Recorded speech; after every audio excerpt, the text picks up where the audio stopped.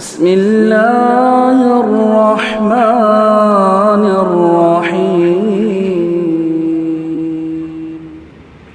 الحمد لله رب العالمين وبه نستعين وصلى الله وسلم وبارك على نبينا محمد وعلى آله وصحبه أجمعين ومن تبعهم بإحسان إلى يوم الدين.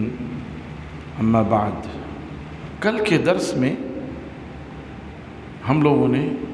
غزوہ تبوک تک پڑھا تھا اور یہ سنا تھا کہ غزوہ تبوک کے بعد جب حج کی فرضیت ہوئی تو رسول اللہ صلی اللہ علیہ وسلم نے ارادہ فرمایا کہ اسی سال حج کر لیں. لیکن جب آپ کے علم میں یہ بات آئی اور آپ کو پتہ بھی تھا کہ حج میں مشرکین آتے ہیں اور وہ ننگے ہو کر طواف کرتے ہیں، تو آپ کی طبیعت نے گوارا نہیں کیا، اچھا نہیں لگا. اس لیے سن 9 ہجری میں ابو بکر رضی اللہ تعالیٰ عنہ کو امیر الحج بنا کر کے بھیجا اور کچھ باتوں کے اعلان کے لیے بھیجا، اور علی رضی اللہ تعالیٰ عنہ کو سورہ توبہ کی 30 یا 40 آیات دے کر کے بھیجا کہ اس کا اعلان کر دیں عرفہ میں اور منی کے میدان میں، مزدلفہ میں. چنانچہ وہ اعلان کر دیا. اب جب سن 10 نبوی ہجری شروع ہوا تو رسول اللہ صلی اللہ علیہ وسلم نے خود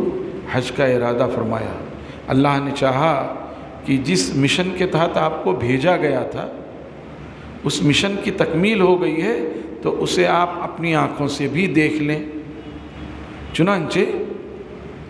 رسول اللہ صلی اللہ علیہ وسلم جب مکہ مکرمہ فتح ہوا، آیت اتر گئی اذا جاء نصر اللہ والفتح ورأیت الناس يدخلون فی دین اللہ افواجا، لوگ جوق در جوق آتے رہے. اور سن 9 ہجری جو ہے وہ عام الوفود ہے. عام الوفود کا مطلب ڈیلیگیشن، مختلف قبائل سے نمائندہ وفود آتے رہے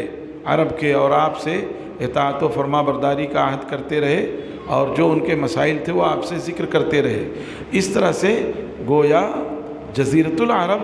رسول اللہ علیہ وسلم کی حیات مبارکہ میں اور آپ کے دست مبارک پر فتح ہو گیا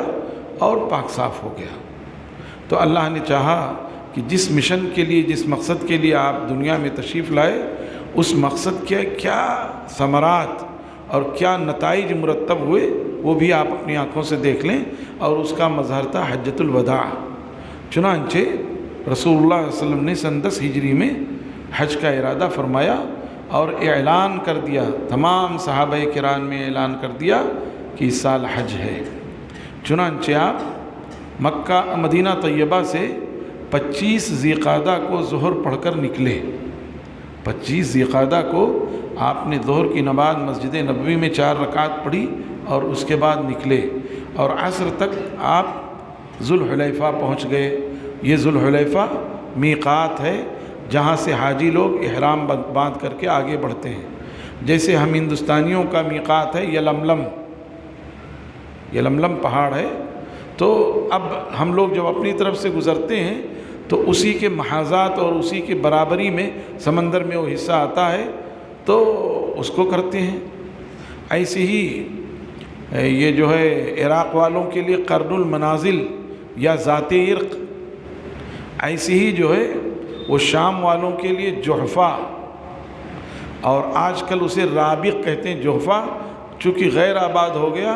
اللہ کے رسول صلی اللہ علیہ وسلم نے مدینہ طیبہ آنے کے بعد دعا فرمائی اللہ مدینہ کے بخار کو جحفہ کی طرف بھیج دے. چنانچہ مدینہ طیبہ کی آب و ہوا اچھی ہو گئی اور جحفہ ویران ہو گیا دھیرے دھیرے. تو رابغ، یہ 4 میقات ہیں ہندوستانیوں اور ادھر کے ممالک کے لیے یلملم، مدینہ طیبہ والوں کے لیے ذوالحلیفہ، شام والوں کے لیے رابغ یا جحفہ، اور عراق اور اس طرف کے ممالک کے لیے ذات عرق یا قرن المنازل. تو آپ ذوالحلیفہ پہنچ گئے اور آپ نے عصر کی نماز قصر کر کے 2 رکعت پڑھی، مغرب عشاء بھی قصر کر کے پڑھی اور وہیں رات قیام فرمایا.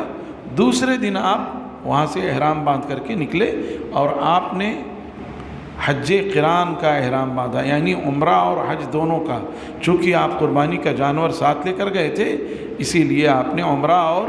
حج دونوں کا احرام باندھا. اس میں عمرہ کرنے کے بعد آدمی حلال نہیں ہوگا، احرام باندھے رہے گا جب تک کہ حج کے ارکان پورا نہ کر لے۔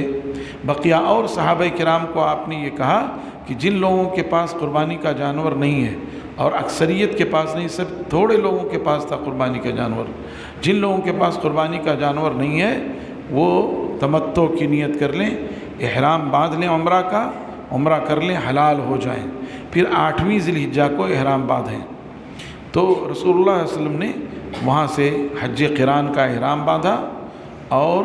4 ذی الحجہ کی صبح کو آپ مکہ مکرمہ میں داخل ہوئے۔ آپ مکہ میں داخل ہوئے، خانہ کعبہ کا طواف کیا، صفا مروہ کی سعی کی، اور پھر آپ حجون میں یا ذی طوا میں لوٹ آئے، اور پھر وہیں رہے، دوبارہ مکہ میں داخل نہیں ہوئے، یہاں تک کہ 8 ذی الحجہ کو آپ منی تشریف لے گئے، اور پھر منی میں ایک دن رہ کر کے، یعنی 9 ذی الحجہ کے فجر تک رہ کر کے آپ نے وہاں 5 نمازیں پڑھیں، اور پھر زوال سے پہلے پہلے آپ عرفہ میں پہنچ گئے، اور آپ نے وہاں پر ظہر اور عصر کی نمازیں پڑھیں، آپ نے وہاں لوگوں کو خطبہ دیا، آپ نے لوگوں کو بہت سی باتوں کی تلقین کی، مثلا آپ نے تلقین کی کہ دین کو مضبوطی سے تھام کر دین پر عمل کرنا، میرے بعد دین سے پھر نہ جانا، اللہ کی بندیوں یعنی عورتوں کا پاس و لحاظ رکھنا، اور اسی طرح سے غلاموں کا خیال کرنا، اسی طرح سے میں 2 چیزیں چھوڑ کے جا رہا ہوں، ان پر مضبوطی سے عمل کرنا کتاب و سنت پر، ایسی آپ نے اور کئی باتوں کی نصیحت فرمائی۔ اور اس حج میں تقریباً 1 لاکھ صحابہ کرام آپ کے ساتھ تھے، 1 لاکھ صحابہ کرام آپ کے ساتھ تھے۔ پھر آپ نے حج کیا، اور 11، 12 اور 13 کو آپ منی ہی میں قیام پذیر رہے، پھر 13 کو کنکری مارنے کے بعد آپ نکلے زوال سے پہلے، اور آپ وادی محسب میں پہنچ گئے، اور پھر اس کے بعد وہیں سے رات میں، یعنی گویا 14 ذی الحجہ شروع ہو گیا، وہیں سے آپ نے مدینہ طیبہ کا قصد کیا، اور مدینہ طیبہ تشریف لے آئے، اور حجۃ الوداع سے فارغ ہونے کے تقریباً 81 دنوں کے بعد آپ کی وفات ہو گئی۔ حج سے فارغ ہو کر آپ آئے، کچھ ہی دنوں کے بعد آپ کے سر میں شدید درد شروع ہوا، اس کی وجہ سے بخار رہنے لگا، پھر دھیرے دھیرے آپ کی بیماری بڑھنے لگی، اور بڑھتے بڑھتے یہاں تک پہنچی کہ 12 ربیع الاول پیر کے دن جو ہے کہہ لیجیے چاشت کے وقت رسول اللہ صلی اللہ علیہ وسلم کی وفات ہو گئی۔ رسول اللہ صلی اللہ علیہ وسلم کی عادات طیبہ کا عالم یہ کہ اللہ تبارک و تعالیٰ نے خود ہی شہادت دی، انک لعلی خلق عظیم، آپ ضرور بھی ضرور اخلاق کے عظیم مرتبے پر فائز ہیں۔ آپ کی ذات مطہرہ کے تعلق سے اللہ تعالیٰ نے شہادت دی، ان لکم فی رسول اللہ اسوۃ حسنہ، یقیناً آپ کی مبارک زندگی میں لوگوں کے لیے اسوہ اور نمونہ ہے۔ اور اللہ تبارک و تعالیٰ نے مختلف مقامات پہ آپ کا ذکر جمیل فرمایا ہے۔ تو آپ کی حیات طیبہ ایسی تھی کہ اللہ تبارک و تعالیٰ نے جس انداز میں چاہا، جیسے انہوں نے کہا حسان بن ثابت نے، خلقت مبرئا من کل عیب کأنک قد خلقت کما تشاء، آپ تمام عیوب و نقائص سے ایسے ہی پاک پیدا کیے گئے جیسے کہ آپ چاہتے ہوں کہ میں اس انداز میں پیدا ہوں ویسے ہی، کأنک قد خلقت کما تشاء، گویا کہ آپ اس طرح پیدا کیے گئے جیسے آپ چاہتے تھے۔ یعنی اللہ تبارک و تعالیٰ نے آپ کی ذات کو باکمال بنایا، اور یہی وجہ ہے کہ حجۃ الوداع میں جب کہ آپ عرفہ میں اقامت پذیر تھے، اللہ تبارک و تعالیٰ نے وہ آیت نازل فرمائی، الیوم اکملت لکم دینکم واتممت علیکم نعمتی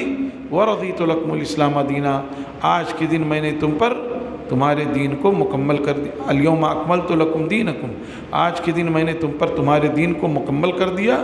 اور دین کی تکمیل کر کے واتممت علیکم نعمتی، اور میں نے تم پر اپنی نعمت کا اتمام کر دیا، ورضیت لکم الاسلام دینا، اور میں تم سے